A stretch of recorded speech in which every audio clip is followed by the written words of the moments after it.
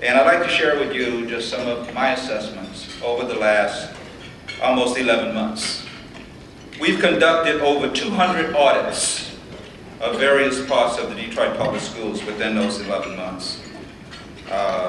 And someone once said that there are organizations which honor the status quo long after the status quo has lost its status. And that is my description of the Detroit Public Schools. In terms of a financial review, when the fiscal year 2008-2009 budget was reforecast by our team, the district was projected to have a cumulative deficit of $305.8 million. And during the preparation of the fiscal year 2009-10 budget, we received a based operating budget of $909 million against projected revenues of only $683 million. We had to eliminate $276.1 million in new requests, and if we funded all of those, our deficit would have risen to $581.9 million. And so the fiscal year 2010, the state provides for the Detroit Public Schools $7,495 per student to educate a student, whereas it actually cost us $9,632. So we're $1,137 in the hole. And so just to educate those children who are receiving special education in the Detroit Public Schools costs us approximately $31,000. The district also has a structural funding problem. The state funds school districts based on the number of students, or FTEs, not the actual number of students enrolled. 0.5 of a student does not walk into our doors every day. And so we're actually educating 2,128 students. And if we were to receive the full reimbursement from the state keep, it's actually costing us $20 million per year in our general purpose fund that we're eating, and that's the equivalent of 233 teachers. In fiscal year 2009-10, we received $448.8 million in federal funds. You know, it's like money from Washington, Mr. Mayor, but 160 of those were federal stimulus dollars, and what is not known is that many of the federal dollars come with real strings attached. So you don't have the flexibility of spending those funds to address very specific issues. And so since the start of 2009, we have reduced our operating budget by $115.1 million. We cut $24.6 million in actual labor savings as a result of our contract negotiations with Mr. Johnson on an annualized basis. At least for this year, it'll be more next year. We reduced our health care benefits by $47 million. We totally restructured our health care plans from 4 plans to 2 plans. We also increased our co-insurance and deductibles that employees pay for medical, dental, vision, and pharmacy services. We reduced, we had over 3,800 employees receiving health care benefits with ineligible dependents. We have taken those individuals off of our health care rolls at a savings of approximately $7 million.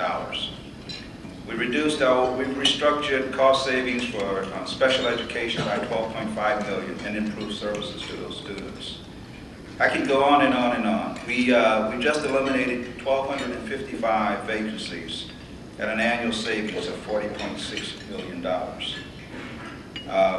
We are in the process of restructuring our transportation services that will save us $43 million over 5 years.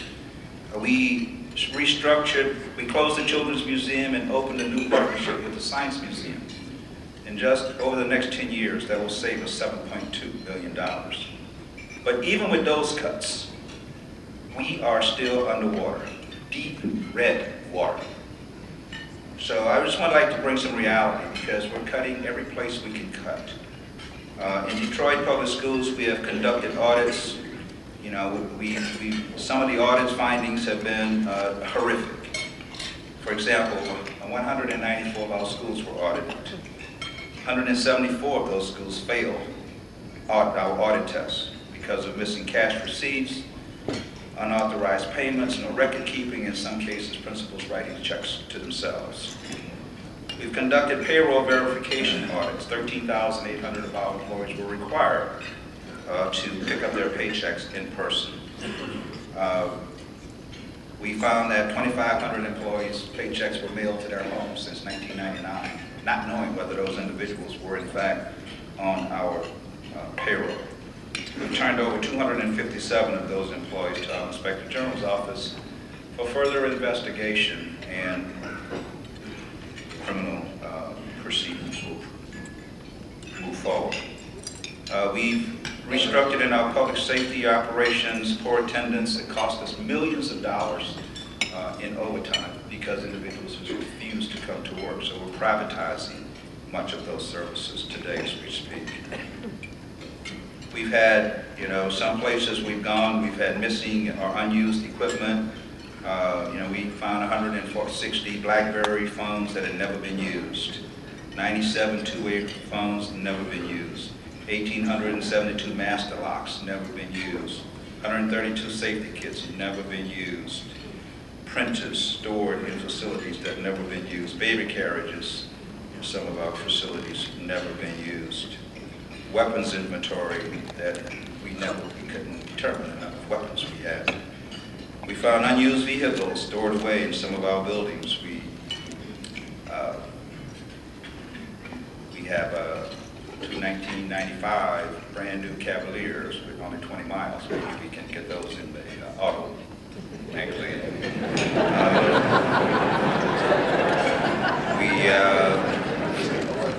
We have 80 vehicles that we could not account for. 15 were inoperable. We have 11 motorcycles for sale as we speak, with less than 168 miles on those motorcycles.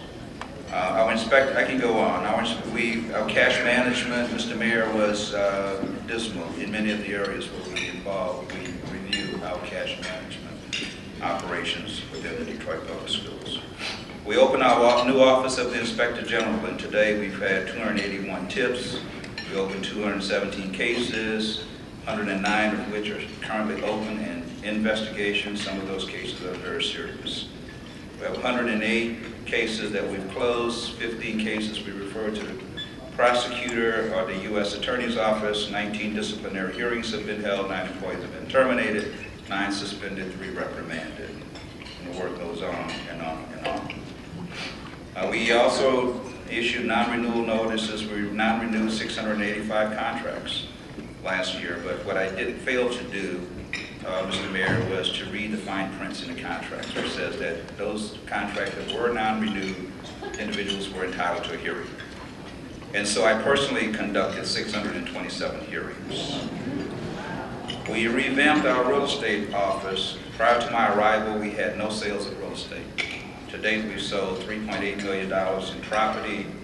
We have another $3 million pending.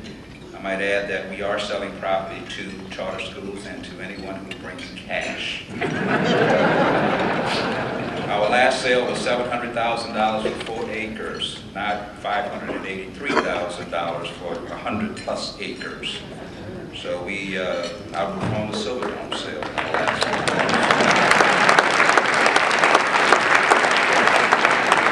Nonetheless, as we move forward, we have deep red financial hot water that we're in, and those waters are hot, believe me. I'm here as an emergency financial manager, and we are in a deep dive trying to arrest some of the tough financial issues that we've had. But in the coming months, we have to work with Keith Johnson and his team and everyone in the community because we're looking at further layoffs as we go forward. We're looking at the potential of closing approximately 40 schools, including high schools. We have 31 comprehensive high schools for 22,253 9 through 12 students. We're looking at, furlough days, more concessions,